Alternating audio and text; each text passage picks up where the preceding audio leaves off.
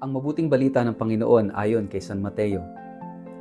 Isang araw ng pamamahinga, dumaan si Jesus sa triguhan. Nagugutom ang kanyang mga alagad noon kaya't sila'y kumuha ng mga butil ng trigo at kumain niyon. Nang makita ito ng mga Pariseo, sinabi nila sa kanya, "Tingnan mo ang ginagawa ng iyong mga alagad. Mahigpit iyang ipinagbabawal ng kautusan sa araw ng pamamahinga." Sumagot si Jesus, "Hindi ba ninyo nabasa ang ginawa ni David nang magutom siya at ang kanyang mga kasama? Pumasok siya sa bahay ng Diyos, kumain ng tinapay na handog at pinakain din niya ang kanyang mga kasama. Labag sa kautusan ang ginawa nila, sapagkat ang mga pari lamang ang may karapatang kumain niyon. Hindi ba ninyo nababasa sa kautusan na tuwing araw ng pamamahinga, ang mga pari ay may ginagawa sa templo na bawal gawin sa araw na iyon? Gayon may hindi sila nagkakasala. Sinasabi ko sa inyo, may isang naririto na higit na dakila kaysa sa templo. Kung naunawaan lamang ninyo ang kahulugan ng mga salitang ito, habag ang nais ko at hindi handog. Hindi sana ninyo hinatulan ang mga walang sala.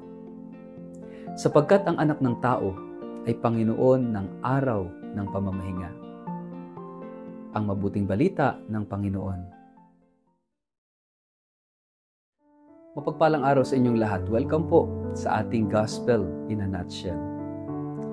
Mga kapatid, sa ating Ebanghelyo ngayong araw na ito mula kay San Mateo, makikita natin ang isang tagpo na tila ordinaryo ngunit puno ng kahulugan. Ang mga alagad ni Jesus ay nagugutom. Habang dumadaan sa triguhan, namitas sila ng mga butil upang kainin.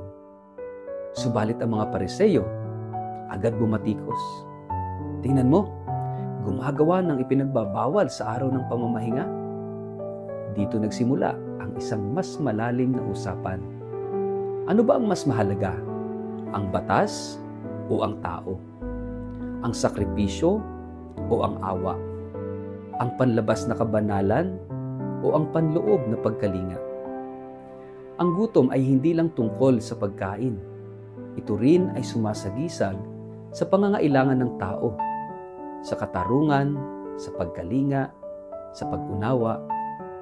Ang mga alagad ay gutom at minsan ang mga taong gutom sa pagmamahal, pagkakaintindi o habag ay tinatanggihan ng mga taong abala sa pagiging tama sa panlabas.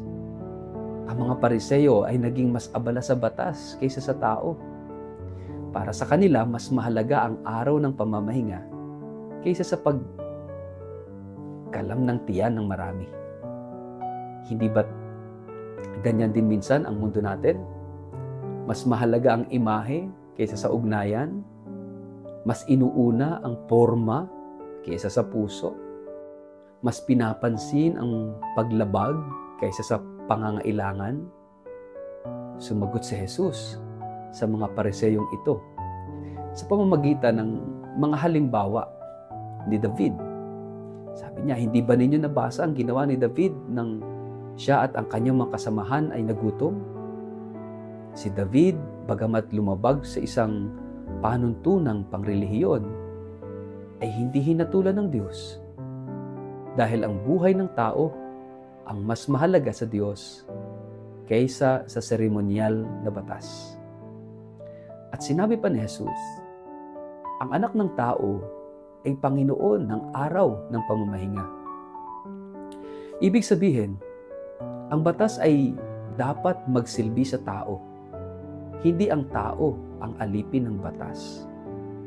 Kapag ang batas ay nagiging hadlang sa awa, ito ay dapat tanungin at suriin. Sa huli, sinabi ni Jesus, "Kung nauunawaan lamang ninyo ang kahulugan ng salitang ito, awa ang ibig ko at hindi sakripisyo, sana'y hindi ninyo hinatulan ang mga walang sala."